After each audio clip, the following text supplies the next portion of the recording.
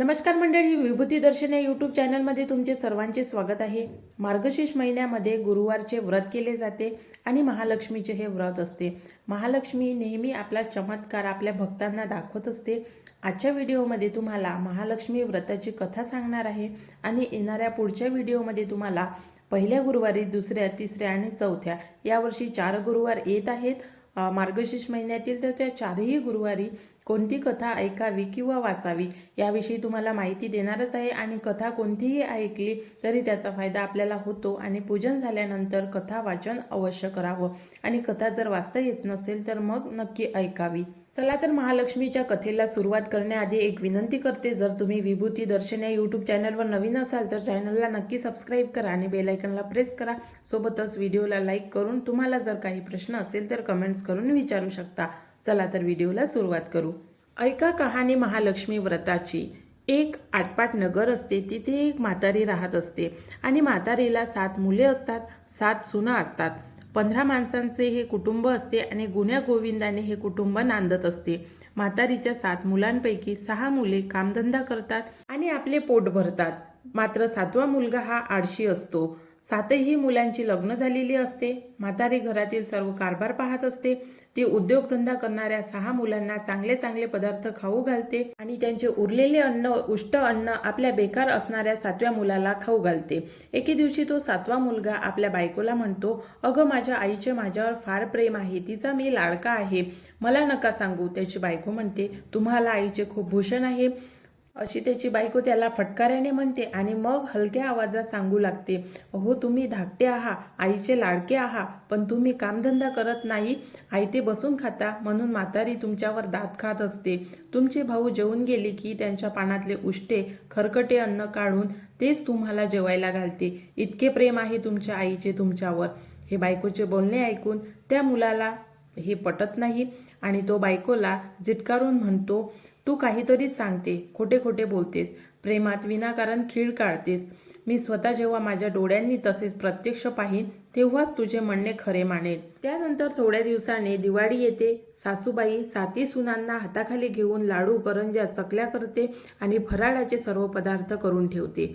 आई खरोखरच आपल्याला उष्टे पदार्थ खायला देते की काय हे पाहण्यासाठी धाकटा मुलगा आजारी पडण्याचे सोंग घेतो आणि अंगावर पांढरे धोतर घेऊन, आजारी पडल्याचे सोंग घेऊन तो स्वयंपाकघरात एके ठिकाणी बसतो। धोतर तोंडावर घेऊन तो एका कोपऱ्यात गुपचूप पडून राहतो आणि 6 मुले कामावरून येतात, हातपाय धुतात आणि ताटावर बसतात। आई सर्व मुलांना फराळाचं देते आणि आई आग्रह करून करून मुलांना खाऊ घालते आणि पोटभर भरवते। उरलेले जेही असेल ते जमा करते, एका वाडग्यामध्ये भरते आणि उष्ट्या फुग्याचा एक मोठा लाडू बांधते आणि हे सर्व आपला धाकटा मुलगा पाहत आहे हे आईला माहीत नसते।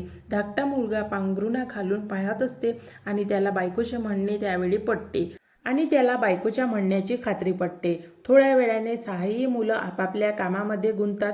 थोड्या वेळाने आई जो 7वा मुलगा असतो त्याला हाक मारते, उठ बरं बाळा, कर थोडा फराळ। त्यावर मुलगा म्हणतो, आई ग मला भूक नाही, मी आहे आजारी, बसू नको शेजारी, फार माया करतेस, बरंच खाऊ घालतेस, असे ते खणत खणत म्हणतो।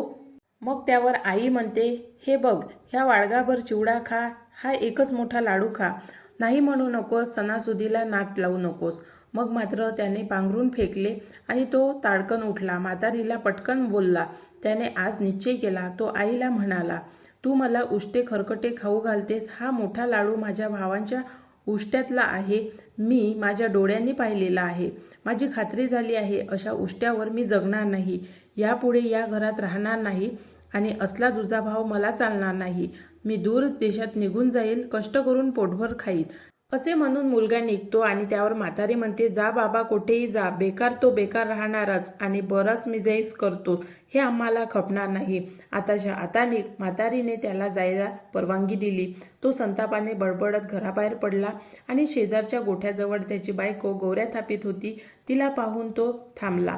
तिनेही पदर सावरला। तो तिला म्हणाला, तुझेच म्हणणे खरे आहे, भावाच्या उष्ट्या खरकट्यावर आतापर्यंत माझा पिंड पोचला आणि आज माझी खात्री झाली, आज मी आईशी भांडलो, घर सोडून निघालो, आता दूर दूर देशात जाणार आणि कष्ट करून पोटभर खाणार, माझ्या हक्काची, माझ्या कमाईची ताजी भाकर खाणार, हा पहा निघालोच। तुझा निरोप घ्यायला आलो.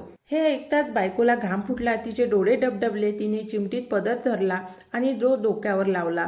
तिचा कंठ दाटून आला. ती तशीच बोलू लागली, जा, तुमच्या मनाला येईल तसे करा. धनी, तुमचा कोण धनी आहे? पण माझ्या ध्यानी मनी नेहमी तुम्हीच आहे. मला विसरू नका, सुखात राहा, तुमची आठवण करीत राहील. बायको त्यावर आणखी म्हणते, पण मी इथे एकली, तुमची आठवण मला घडोघडी येणार. तुमची मूर्ती मला डोळ्यासमोर दिसणार. तुम्ही इथे नसला तरी तुमची एखादी वस्तू मला द्या. तिच्याकडे पाहून मी काळ काढीत राहील. बायकोचा हा हट्ट पाहून त्याने आपल्या बोटातील अंगठी काढून तिच्या बोटात घातली. तिला मोठा आनंद झाला. ती त्या अंगठीकडे आणि त्यांच्या तोंडाकडे टक लावून पाहू लागली. त्यानंतर त्याने आपल्या बायकोचा प्रेमाने हात धरला आणि म्हणाला, माझी आठवण म्हणून ती अंगठी तू घेतलीस आणि मला सुद्धा तुझी आठवण येईल. तुझी एखादी आवडीची वस्तू माझ्यासोबत दे. त्यानंतर बायको म्हणते, आठवण म्हणून द्यायला माझ्याजवळ काहीच नाही. आता एवढेच करते, या माझ्या शेणाने भरलेल्या हाताचा ठसा तुमच्या छातीवर छापते आणि हीच माझ्या पंजाची खूण म्हणून तुमच्यासोबत नेहमी माझी ही आठवण राहील. आणि त्यानंतर हे ऐकून त्याने मन घट्ट केले. तो तिथून निघाला. भराभर चालू लागला. प्रवास करीत करीत दरकोस मुक्काम करीत तो थेट 100 कोस दूर गेला. अगदी अनोळखी भागात गेला. त्यानंतर तो सोरपेठ नगर येथे पोहोचला. तिथे एक मोठा व्यापारी होता. त्याच्या दुकानावर हा गेला आणि तो शेठजीला हात जोडून म्हणाला, मला काम द्या. मी इमानानं कष्ट करीन आणि मिळेल ती चाकरी करीन आणि कष्टाची भाकरी खाईन. मी इथे अभिमानाने राहीन, मानाने जगेल. त्यानंतर शेठजीने त्याच्याकडे नीट पाहिले. त्याचा दीन परंतु सात्विक चेहरा पाहून शेठजीला त्याची दया आली. त्याला प्रामाणिकपणे नोकरी करण्याविषयी सांगून शेठजीने त्याला नोकरीवर ठेवून घेतले. आणि त्या दिवशी नेमका शुक्रवार होता, देवीचा वार होता. त्यानंतर तो कामाला लागला. आळस नाही, चुकारपणा नाही, लबाडी नाही, हिशोबात कोणत्याच प्रकारचा गोंधळ नाही. अगदी चोख काम करायचा. मालकाने अनेक वेळा परीक्षा पाहिली. त्या परीक्षेत तो मनासारखा उतरला. मालक फारच खुश झाला. या इमामी मुलाच्या कष्टाची, कामाची मालकास खात्री पटली आणि मालकाने त्याच्यावर प्रेम करायला सुरुवात केली. त्यानंतर मालकाने त्याला कामाचं बक्षीस म्हणून त्याच्या कामामध्ये त्याला बढोतरी दिली आणि मालकाने मुनिमाचं काम त्याला दिलं. मजुरांचा मुनीम आणि मुनिमांचा भागीदार अशी त्याची प्रगती झाली. आता त्याच्या हातात लक्ष्मी खेळू लागली. दुकानात सतत बरकत झाली आणि इतका पैसा आला की मालकाला अतिशय हर्ष झाला. आणि मालक म्हणाला, आता मला तीर्थयात्रेला गेलं पाहिजे, जगण्याचे सार्थक झाले. मग मालकानं सारा कारभार त्या मुलाच्या स्वाधीन केला. मालक काशी यात्रेला निघून गेला. सगळा कारभार त्या मुलाच्या अंगावर पडला. आता जबाबदारी वाढली. लक्ष्मी सांभाळायची म्हणजे काही सोपे नाही. रात्रंदिवस काम आणि रात्रंदिवस काळजी. या व्यवहारात मात्र त्याला आपल्या घरच्या लक्ष्मीची, बायकोची आठवण राहिली नाही. तो तिला पार विसरला. असे विसरून 12 वर्ष झाले.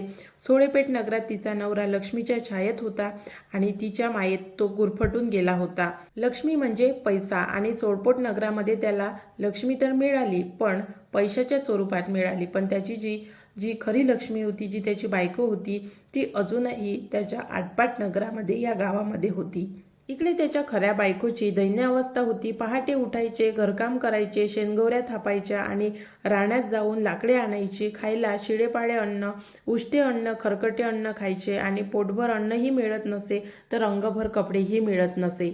तिचं जे रूप झालं होतं ते अतिशय देखणं रूप आता विद्रूप झाले होतं. पोट खोल गेलेलं होतं. डोक्याला तेल नाही. तिच्या रूपाचे बेरूप झाले होते. हाडं निघालेली होती. डोळे खोल गेले होते आणि रानात हिंडून हातपायाला जखमा झाल्या होत्या. आणि वरती साऱ्यांची उलटपालट बोलून जखमावर मीठ जोडायचे. अशा हाल अपेष्टा ती दिवसेंदिवस काढीत होती आणि सहन करीत होती. पतीची आठवण आली की मग ती अंगठी काढायची आणि डोळे भरून पाहायची आणि त्यानंतर तिचा कंठ दाटून यायचा. पण काय करणार, त्याला तर तिची आठवणही येत नव्हती. डोंगराच्या पायथ्याशी जंगलझाडी होती. तिथे देवीचं एक मंदिर होतं आणि त्या मंदिरामध्ये काही स्त्रिया आलेल्या होत्या. ही सासूरवाशीण सुद्धा त्या जंगलामध्ये लाकडं वेचण्यासाठी गेली होती. त्या दिवशीचा जो वार होता तो गुरुवार होता आणि मंदिराजवळ गेली.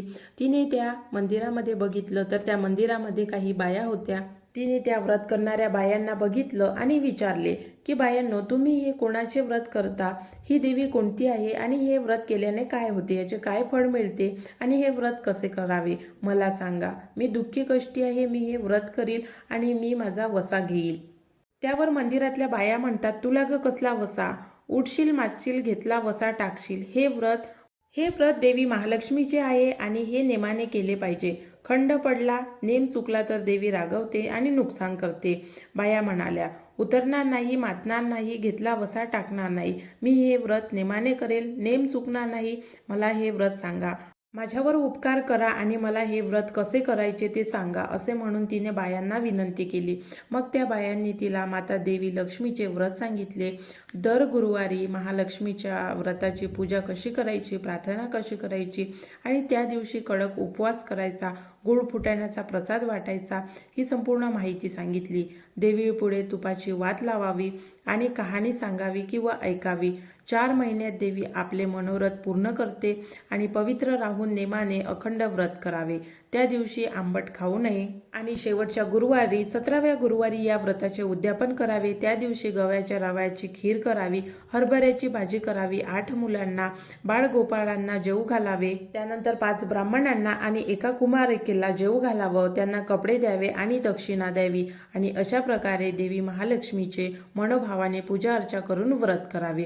हे व्रत केल्याने दुःख कष्ट नाहीसे होते, गरिबी हटते, संपत्ती संतती मिळते, पती पत्नीचे प्रेम वाढते, दीर्घायुष्य प्राप्त होते, शांती समाधान सुख मिळते, सगळे मनोरथ पूर्ण होतात आणि सगळ्या कामात यश मिळते, मान मिळतो, आपल्या जीवनाचे सार्थक होते आणि कशाचीच कमतरता भासत नाही.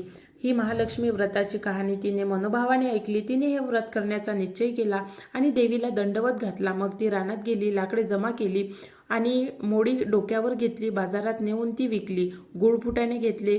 पुन्हा ती माता देवी लक्ष्मीच्या मंदिरात गेली. तिने देवीची पूजा केली, प्रार्थना केली. हे माते, मी दुःखी कष्टी आहे, माझे पती दूर परगावी आहे, 12 वर्ष झाली भेट नाही, त्यांना लवकर परत आण, आमची भेट घालून दे, मला सुखी कर, माझ्या चुकांची क्षमा कर, मी तुझी पूजा करीन, व्रत करीन, नेम चुकणार नाही.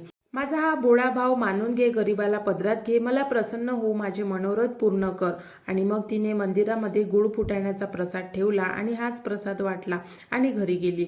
असे व्रत तिने अखंड 4 गुरुवारी केले आणि तिने नेम चुकवला नाही. देवी महालक्ष्मी तिच्यावर प्रसन्न झाली. देवीला तिच्यावर दया आली. तिने तिच्या नवऱ्याला तिची आठवण करून दिली आणि दुसऱ्या महिन्यात चमत्कार झाला. तिच्या नवऱ्याने तिला खुशालीने पत्र पाठवले व पत्रासोबत पैसेही पाठवले. तिला मोठा आनंद झाला. भावांना दुःख झाले, जावांना हेवा वाटला. पुतणे म्हणाले, वहा, काकूची मजा आहे खूप. आता काकू श्रीमंत झाल्या, आम्हाला खूप खाऊ देतील. हे सर्व पाहून जावा, पुतणे, सासू, दीर सारेजण नेहमी तिला टोचून बोलू लागले. खाण्यापिण्याचे तिचे हाल करू लागले. आलेले पैसे सासूने घेतले. तिला तरी ते काय करायचे होते. नवऱ्याची भेट व्हावी म्हणून ती तळमळत होती. नुसत्या पत्राने तिला काय सुख मिळणार होते. तिला पतीची भेट पाहिजे होती. नंतर गुरुवार आला. महालक्ष्मीच्या मंदिरात गेली. तिने प्रार्थना केली, माते, किती अंत पाहतेस, कृपा कर, माझे पती लवकर घरी येऊ दे, माझी त्यांची भेट होऊ दे. माता महालक्ष्मी प्रसन्न झाली, म्हणाली, उठ मुली, तुझे मनोरथ पूर्ण होतील आणि तुझा पती तुला लवकर भेटेल. जा, घरकाम करीत आनंदाने राहा, होणारा क्षण सोस, लवकरच तुझी इच्छा पूर्ण होईल, तू सुखाने संसार करशील. मग महालक्ष्मी तिच्या नवऱ्याच्या स्वप्नात गेली. त्याला दृष्टांत दिला आणि इथला व्यापार सोडून, व्यवहार आटपून त्याला त्याच्या घरी जाण्यास आणि बायकोला भेटून आनंदाने संसार करण्यास देवीने त्याला आज्ञा केली. आता देवीने आज्ञा केल्यानंतर पुढे तिचा पती आणि यांची भेट कशी झाली, कुठे झाली, तर हे मी तुम्हाला दुसऱ्या व्हिडिओमध्ये पार्ट 2 मध्ये सांगेल. आणि त्यामुळे तुम्ही चॅनलला सबस्क्राईब करून ठेवा, म्हणजे येणारी पुढची जी कथा आहे तुम्हाला ऐकायला मिळेल. आणि जर तुम्ही सबस्क्राईब केलं नाही तर तुम्हाला व्हिडिओचे नोटिफिकेशन मिळणार नाही. त्यामुळे सबस्क्राईब करा आणि व्हिडिओची नोटिफिकेशनसुद्धा प्रेस करा. येणारी जी पुढची कथा आहे ते पुढल्या व्हिडिओमध्ये टाकणार आहे. आणि गुरुवारच्या 4ही गुरुवारच्या 4 कथा मी आपल्या चॅनलवरती टाकणार आहे. तर पुढे कथेमध्ये काय झालं तर हे तुम्हाला नेक्स्ट व्हिडिओमध्ये समजणार आहे. त्यामुळे या व्हिडिओला लाईक करा आणि इतर लोकांपर्यंत हा व्हिडिओ जास्तीत जास्त शेअर करा. आजचा व्हिडिओ बघितल्याबद्दल खूप खूप धन्यवाद.